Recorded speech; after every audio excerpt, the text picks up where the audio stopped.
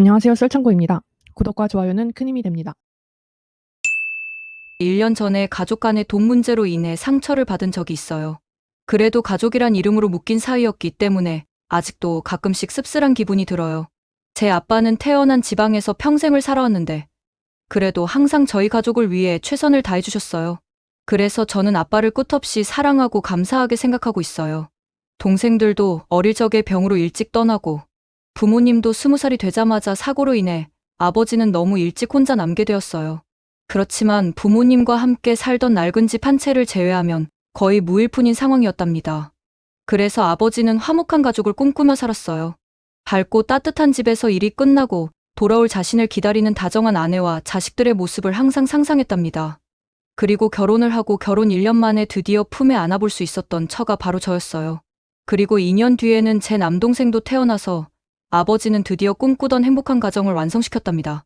하지만 세상은 아빠에게 많은 시련을 주었어요. 우리는 돈을 모아서 드디어 방 3개짜리 아파트에 살게 되었어요. 그런데 그해 제가 고작 7살이었을 때 엄마가 돌아가셨어요.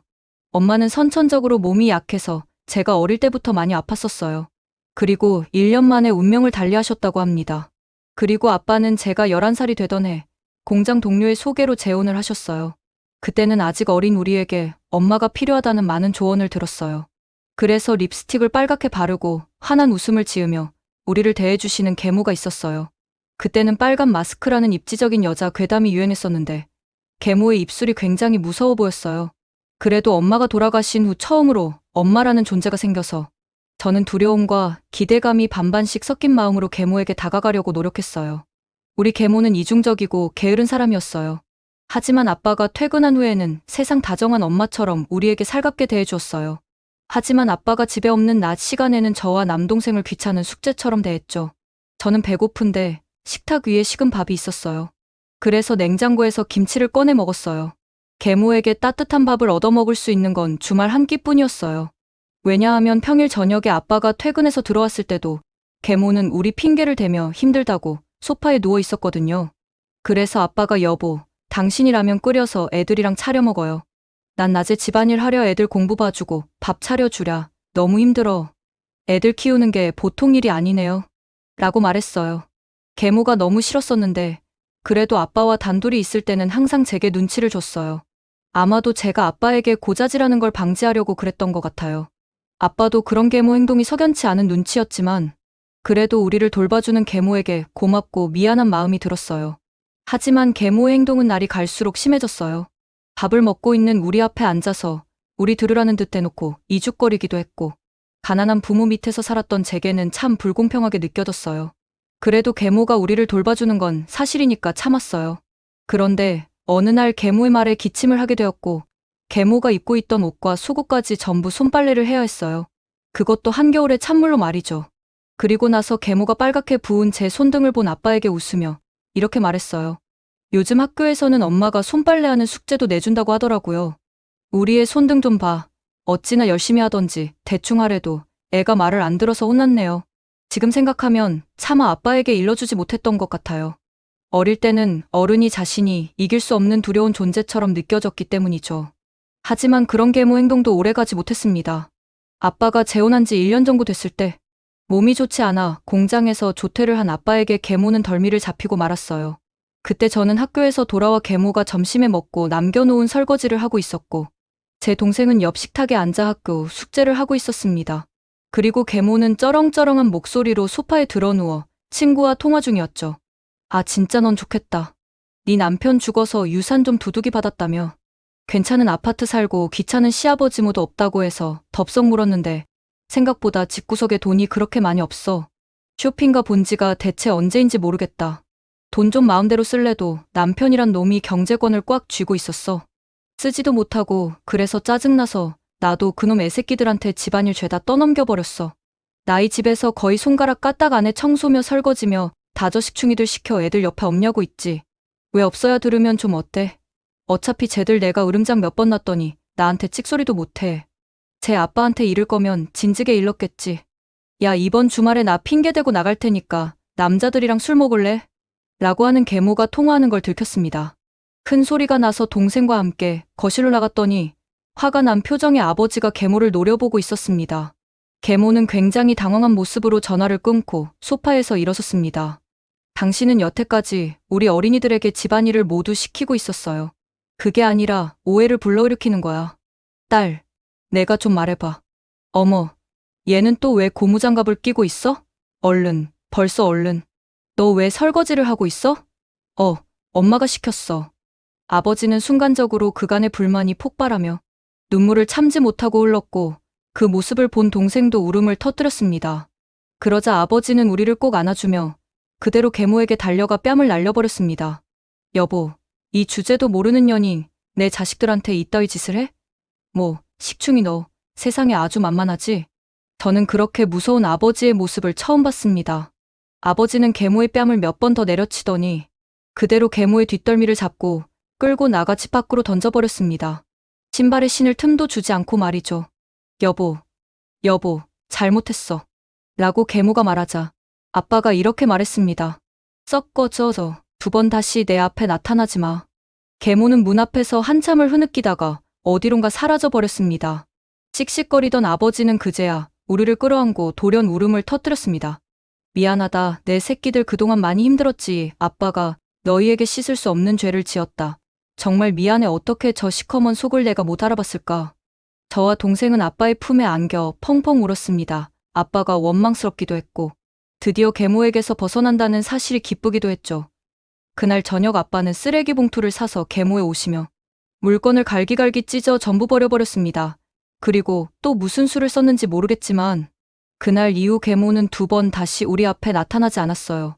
말 그대로 맨몸으로 쫓겨났던 거죠. 나중에 동네 아줌마들이 모여서 하는 얘기를 들으니 아빠 공장에 찾아가 몇 번 난동을 부린 그 여자는 경찰에게 끌려간 후론 모습을 볼 수 없었다네요. 이후 아빠는 2번 다시 우리에게 재혼 이야기를 꺼내지 않았습니다. 아빠는 그때만 생각하면 아직도 끔찍하다고 합니다. 자신의 어리석음으로 자식인 우리 가슴에 대못을 박았다면서 말입니다. 우리 세 식구는 아픔을 딛고 셋이 똘똘 뭉쳐 살아갔어요. 시간이 흘러 아빠는 대기업 생산직으로 이직을 하게 되었고 우리 가족의 살림은 점점 더 나아져 갔습니다.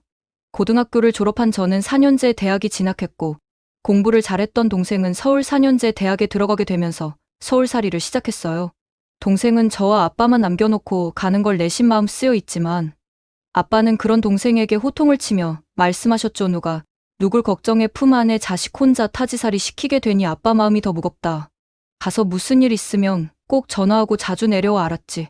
동생은 서울에서 대학을 졸업한 후 서울에 있는 회사에 취직해 쭉 서울에서 살게 됐습니다. 그리고 저는 이 지역의 회사에서 취업을 하게 되었습니다. 그 회사 직장 동료의 소개로 시청 공무원이었던 남편을 만나게 되었습니다. 남편은 참 솔직한 사람이었고 항상 활기가 넘쳤으며 매사에 자신감이 많았습니다. 저는 듬직한 아버지를 보며 자랐기 때문에 남편이 아버지처럼 든든한 남편이 될 것이라고 생각했습니다. 또한 어린 저와 동생을 괴롭혔던 계모처럼 겉과 속이 다른 음흉한 사람은 더더욱 아닌 것 같아 남편과의 결혼을 결심하게 되었습니다. 아버지께서는 결혼을 앞둔 저와 제 남편을 불러 이러한 말씀을 하셨습니다. 당신의 가정 상황이 좋지 않다고 들었습니다. 저는 당신이 일하는 시청 근처에 신축 아파트 한 채를 마련해 드리겠습니다. 이사를 하시면서 혼수품 걱정은 하지 않으셔도 됩니다. 이것은 부담이 되지 않으며 제 자식을 위한 일입니다. 또한 당신의 집에는 동생이 2이나 그 이상이 있다고 들었습니다. 결혼에 들어가는 비용은 아끼시고 동생들의 결혼 때 사용하시면 좋을 것입니다. 남편은 기쁜 표정을 지으며 반응했습니다. 제가 남편이 돌아간 후 아버지에게 걱정을 표했지만 아버지는 괜찮다고 말씀하셨습니다. 아버지는 지방 출신이지만 신축 아파트와 혼수까지 제공하신다는 것은 돈이 많이 들어온 것 같습니다. 게다가 5층짜리 원룸 건물도 하나 구입하셔서 월세 수입도 많다고 하셨습니다. 내 자식들이 고생하지 않도록 돈을 많이 벌어서 이것들을 모두 너희에게 줄 것이다. 하지만 이 말은 당신의 남편에게는 하지 않는 것이 좋습니다. 그는 장식꾼이 아니지만 돈이 많은 사람이라면 누구든지 접근하려 할 것입니다. 그 계모처럼 말입니다. 집안의 문제는 시아버지님 때문입니다. 남성이라면 다른 사람 아래에서 일하는 것이 당연한데 시아버지는 사업을 2번이나 망쳤고 그때 일을 하지 않았습니다. 아직 60대 초반이지만 정년퇴직을 하셨어도 평생 성실하게 일을 하던 아버지 밑에서 자란 제게는 조금 낯선 환경이었습니다. 시어머니가 식구들을 먹여 살렸습니다.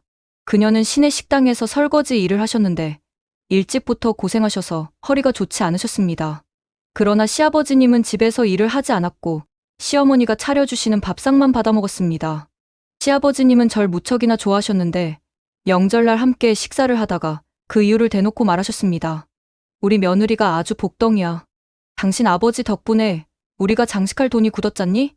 역시 돈은 공짜로 떨어지는 꽁돈이 최고지. 그래서 말인데 내 그 돈으로 카센터 하나 열어볼까 한다. 대출 좀 받아서 말이야. 그 돈은 아껴뒀다가 둘째랑 셋째 결혼시킬 때 써야지. 아니 뭐 이런 시아버지가 다 있나요? 평생 장손으로 나고 자란 시아버지께서는 제 남편과 자신만을 알고 지내시는 분이셨습니다. 제 남편 또한 장남으로 태어나서 집에서 대접받는 것이 당연하다고 생각했습니다. 그리고 제 남편의 자신감 넘치는 성격은 바로 제 아버지에서 비롯된 것이었습니다. 제 시누이는 나중에 이렇게 말씀하셨습니다. 새언니, 저희와 제 동생은 이미 아버지를 포기했습니다. 아버지는 자기와 장난을 치는 것만을 알고 이기적인 사람입니다. 게다가 허세만 가득 차서 꼭 되지도 않는 사업만 하다가 죄 없는 엄마만 평생 고생시켰습니다. 어차피 집에서 뭔가 받을 거라곤 전혀 기대하지 않으니 새언니도 우리 챙겨주지 마세요. 안 받고 안 챙기는 게 도리어 마음 편해요. 저희와 제 동생은 엄마만 뒤로 가끔씩 챙겨드릴 거예요. 결국 제 아버지는 그 돈으로 카센터를 차렸지만 2년도 되지 않아 문을 닫았습니다. 그 이유는 다니는 차가 많지 않아 벌이가 저조하고 기술이 없어 고용한 직원에게 월급까지 주어야 했기 때문입니다. 이러한 결과는 당연한 수순이었습니다. 그러나 제 남편은 이러한 행동을 심각하게 생각하지 않았습니다. 제 자식으로서는 무책임해 보이는 제 남편의 모습에 실망을 하기는 했지만 그래도 제 남편은 시아버지와는 다르게 성실하게 일을 다녔습니다. 또한 2살 터울로 낳은 2 아들에게도 나름대로 다정한 아빠였기 때문에 제 남편과 크게 다툴 일은 없었습니다. 그러나 결혼한 지 10년쯤 지났을 때부터 제 남편은 자신의 직업에 대해 불평을 늘어놓기 시작했습니다. 그 원인은 사업에 성공한 제 남편의 친구 때문이었습니다. 제 남편은 그 이후로 계속해서 공무원을 그만두고 사업을 하고 싶다고 노래를 부르곤 했습니다. 이러한 상황에서는 한숨밖에 나오지 않았습니다. 아버지께서 사업을 망쳐먹는 모습을 보면서 자랐기 때문에 그런 말이 나오지 않을까 생각했습니다. 그 후 2년이 지난 어느 해는 제 인생에서 잊지 못할 한 해가 되었습니다. 그 해에는 제 인생을 뒤흔들어 놓을 사건과 사고들이 몇 개나 일어났는데 시작은 남편의 3개월 정직 징계였습니다. 남편이 노인복지과에서 일하던 중 노인급식 관련 사업에 줄을 세우려는 업체들로부터 뒷돈을 받았다는 이유로 정직 처분을 받았습니다. 이유를 들어보니 남편의 구린짓 때문에 업체 선정에서 탈락된 한 업체 사장이 남편의 행동을 시청해 고발한 것이었습니다. 게다가 감사를 받던 와중에 남편이 그동안 노인들에게 지원금을 횡령하고 있었다는 사실이 밝혀졌습니다.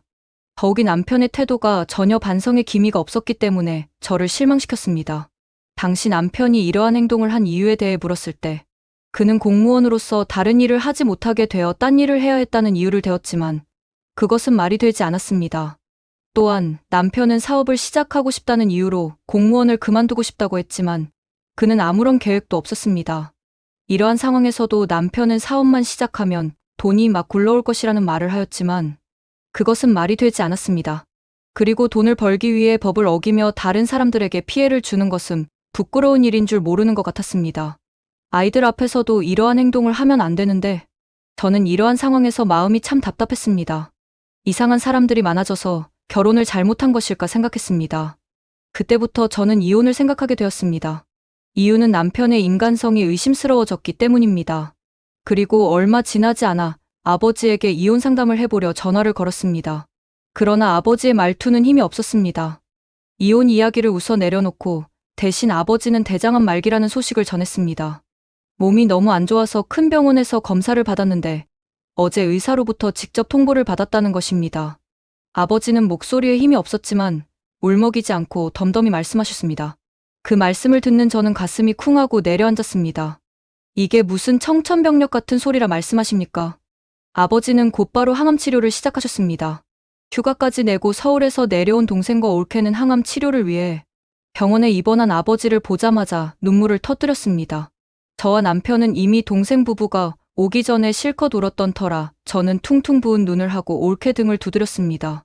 하지만 정작 누구보다 두려웠을 아버지는 그런 우리에게 도리어 의연하게 말씀하셨습니다. 아버지 끝까지 포기 안 하고 치료받을 거니까 너희도 벌써부터 눈물 짜내지 마라. 하지만 어떻게 아버지를 보고 울지 않을 수 있었겠습니까? 환자복을 입은 아버지의 어깨는 언제 이렇게 나이가 들었는지 한껏 앙상해져 있었습니다. 게다가 머리 빠지는 게 싫다며 병원에 들어오기 전 미리 머리를 밀어버린 아버지의 얼굴은 깊게 진 주름이 더욱 도드라져 보였습니다. 그리고 행여 누이가 걱정할까봐 하는 말인데 치료비는 일절 걱정하지 말라고 하셨습니다. 아버지께서는 그 정도 돈은 충분하시다고 하셨습니다. 그런데 자식들이 돈 걱정할까 염려하는 아버지의 말에 결국 저는 또 한 번 눈물을 흘리게 되었습니다. 그리고 집으로 돌아온 남편께서 대뜸 저에게 이렇게 물었습니다. 여보, 장인어른 말이야. 예전에 우리 집이랑 혼수 다 해주셨을 때도 그렇고 서남 서울에 집 해주셨을 때도 그렇고 돈이 엄청 많으신가 봐 생산지기를 하셨다고 하지 않았나? 나도 잘 몰라. 아버지의 재산은 크게 관심이 없어서 그냥 예전에 사뒀던 땅이 재개발된 것이 도움이 좀 되셨나 봅니다. 어차피 이혼 생각이 있던 와중에 아버지의 재산에 대해서는 왈가왈부할 필요 없겠다 싶어서 저는 남편에게 대충 둘러댔습니다. 가뜩이나 요새 돈 욕심이 많아진 남편이 혹시 눈독들이기라도 할까 싶어서 말이죠. 정직을 당한 남편은 무슨 볼 일이 그렇게 많은지 밖으로 쉴 새 없이 싸돌아다녔습니다. 도대체 무슨 일을 하고 다니는 건지 궁금하긴 했지만 이미 남편에게 마음이 떠난 저는 남편에게 신경을 끄고 일을 하며 아이들과 아버지를 챙기는 데만 집중했습니다. 7살, 5살 난 아이들을 어린이집에 맡기고 회사 다니랴, 퇴원 후 통원치료 다닌 아버지 챙기랴, 눈코 뜰 새 없이 바빴습니다. 원래는 남편이 일이 끝나면 저와 그대로 아이들을 어린이집에서 데려오곤 했는데 뭐 때문에 정신이 없는 건지 남편은 아이들을 데려오는 일은 관심도 없더라고요. 아버지는 다행히 아직 거동이 불편하진 않으셨습니다. 저는 날이 갈수록 피로감이 더해진다는 말씀을 들었지만 의연한 모습을 보이려 노력해왔습니다. 그러나 차라리 남편과 이혼 후 아버지와 함께 살아야겠다는 생각을 하게 되었습니다.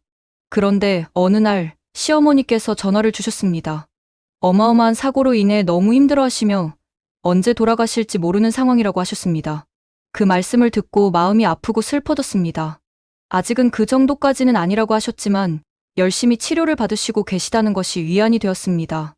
그러나 시어머니께서는 제게 아버지의 상태를 물어보셨습니다. 아버지는 경황이 없어서 말씀을 드리지 못했는데 어떻게 아시게 되셨는지 궁금했습니다. 시어머니는 아이들의 아버지가 말했다고 하셨습니다. 그래, 장식이가 그러더구나. 그러면서도 아버지의 상태가 매우 안 좋다고 하셨습니다. 그건 그렇다 치고 아버지께서는 따로 연락을 주시지 않으셨다는 것이 마음이 아프게 했습니다. 아버지께서는 무슨 일이 있으신 건가요? 만약 도움이 필요하시면 언제든지 말씀해 주세요. 그리고 저번에 보내주신 허리 마사지기는 아주 잘 쓰고 있습니다. 그러나 며칠 후 아버지께서 전화를 주셔서 잠시 집으로 오겠다고 하셨습니다. 저는 애들 저녁을 먹이고 아버지의 집으로 넘어가겠다고 말씀드렸지만 아버지는 한사코 집으로 오시겠다고 하셨습니다.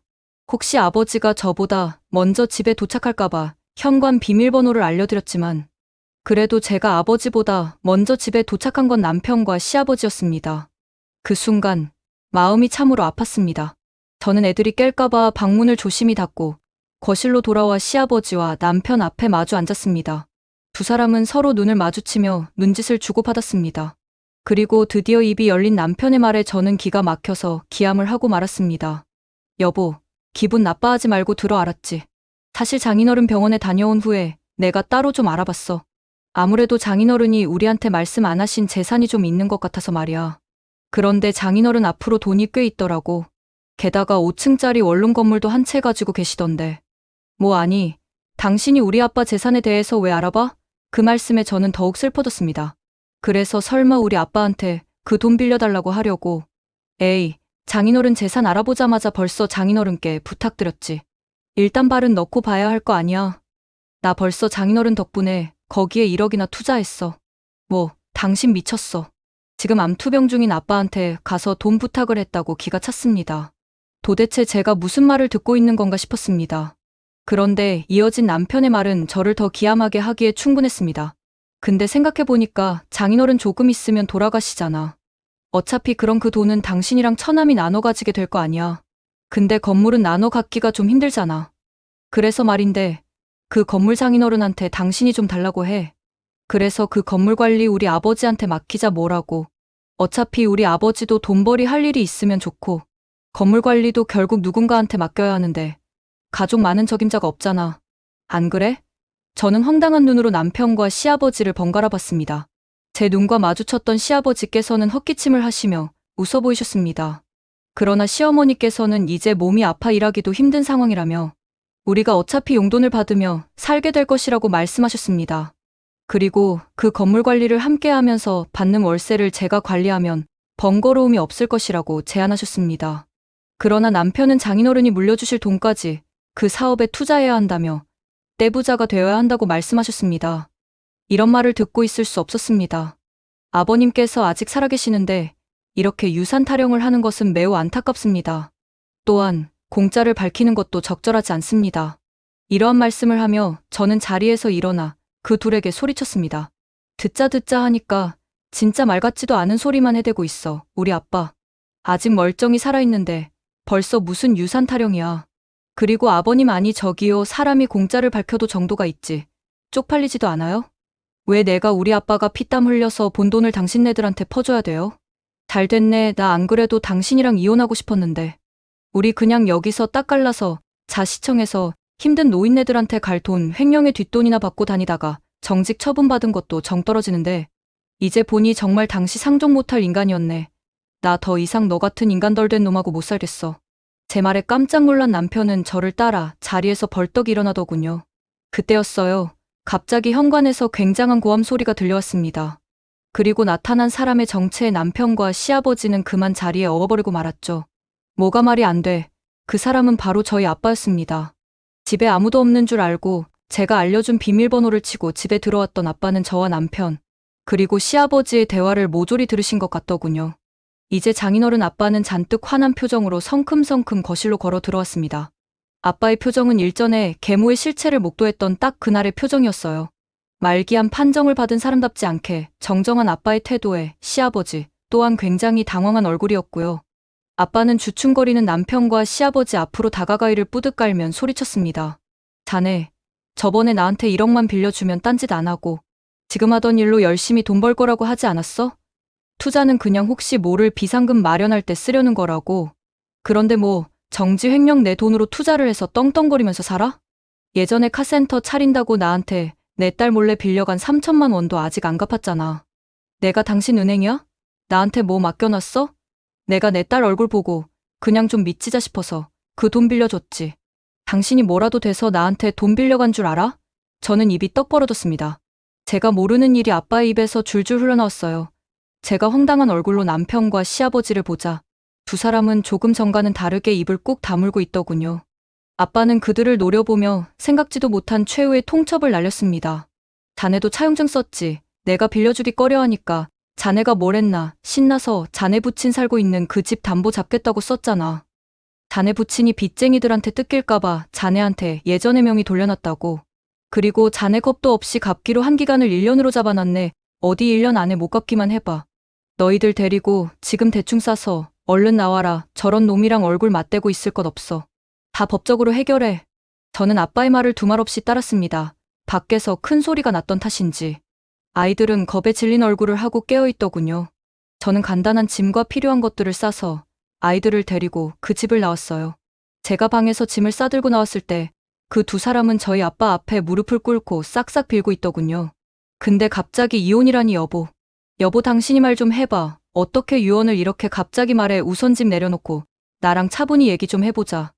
우리 아빠가 아프다는데 거기다 대고 땡 잡았다고 하는 미친 인간이랑 내가 어떻게 살아. 우리 애들이 물들까 봐서라도 절대 싫어. 저는 아빠 차를 타고 아빠와 함께 아빠의 집으로 왔습니다. 아빠는 펑펑 우는 저를 꼭 안으며 달래주셨어요. 제 아이들도 무서웠는지 서서 엉엉 울더군요.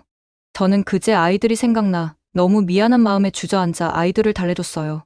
아빠는 안 그래도 그날 제게 남편이 돈을 빌린 사실을 말하려고 집으로 오셨다더군요. 그리고 제게 남편이 작성한 차용증을 건네줄 작정이셨다고요. 아빠의 어깨를 껴안고 어린애처럼 물었습니다. 저는 아무리 나이가 들었어도 아빠 앞에선 항상 어린애가 되는 것 같았죠. 이후 저는 그놈에게 이혼 소송을 걸었습니다. 협의 이혼을 하자고 해도 그놈이 순순히 그 집에서 나갈 것 같지 않았거든요. 남편은 몇 차례나 아버지의 집 앞으로 찾아와 제 이름을 부르며 난동을 부렸습니다. 경찰에 2번이나 끌려갔음에도 불구하고 결국 저는 접근 금지 신청을 걸었습니다. 더 이상 그놈이 아버지의 집으로 찾아오지 못하게 되었습니다. 그러나 더욱 충격적인 소식은 그놈이 전화를 걸어와 제게 전하려는 말이 있다며 부탁을 한 적이 있었다는 것입니다. 여보, 제발 이혼하지 말아줘. 나 사기당했어. 나한테 투자처 알려준 그놈이 사라져서 연락이 되지 않아서 수소문해 보니까 나 말고도 2명 이상한테 사기를 치고 잠적해버렸대. 여보, 나 장인어른한테 1억 원까지 못 갚아서 그때 시골집까지 장인어른이 가져가면 우리 엄마 아빠는 어디서 살라고? 내가 협의 이혼해 줄 테니까 그 1억 원만 좀 어떻게 안 될까? 이런 말을 듣고 나는 정말 어떻게 해야 할지 몰랐습니다. 이 일 때문에 너무나 괴로웠습니다. 그놈이 나에게 저지른 모든 일을 용서할 수 없었습니다. 그러나 아버지께서 옆에서 이 모든 대화를 듣고 계셨던 것입니다. 딸아, 그놈이랑 차용증 다시 작성할 테니까 넌 그냥 소송 취하해라. 그게 무슨 말이냐고? 소송이라는 게 당하는 쪽도 힘들지만 거는 쪽도 힘들다. 내가 그 돈 안 받겠다는 거 아니야. 기회 안에 10년으로 늘려줄 생각이야. 그래야 그 집이라도 담보로 대출받아서 그놈 부친이 내게 3천만 원이라도 갚을 거 아니야? 그렇게 봐주고 대신 넌 그 집 받아서 깔끔하게 이혼해라. 어차피 내가 사준 집이니 명의도 내 거잖아. 괜히 그 집으로 또 지분 싸움 하지 말고 아빠의 말을 들어보니 아빠의 말이 현명한 것 같아. 결국 나는 그놈에게 다시 전화를 걸어 아버지의 말씀을 전해드렸습니다. 그놈은 처음에는 제 제안을 거부하셨지만 결국 자신도 방법이 없어 받아들이셨습니다. 그리고 1년이 지난 후 많은 일들이 일어나고 정리가 되던 시간이었습니다. 결과적으로 저는 성공적으로 이혼을 하게 되었고 그놈은 그 집에서 나갈 수 없게 되었습니다. 저는 그 집을 팔고 아버지의 집으로 들어와 아버지를 모시며 살고 있습니다. 또한 아이들의 양육권과 친권도 저에게 넘어왔습니다. 협의 이혼 도중 그놈은 제게 약간의 재산 분할을 원했지만 그것은 씨알도 먹히지 않는 소리였습니다. 제가 투자에 날려버린 1억에 대해 언급하며 그 부분을 토대로 다시 소송을 걸어버리겠다고 했을 때 그놈은 깨갱하며 입을 닫더군요. 그리고 제 시어머니도 황혼 이혼을 하셨습니다. 제가 어머니를 도와주지 않았다면 이혼 소송을 걸지 못했을 것입니다. 시어머니는 시아버지에게 또 돈을 뜯길까 염려되어 시아버지 몰래 따로 돈을 모아놓았다고 합니다. 제 이혼 소동을 다 전해드린 시어머니는 더 이상 시아버지와 함께 살 수 없다며 이혼 소송을 어떻게 하는지 물어보셨습니다.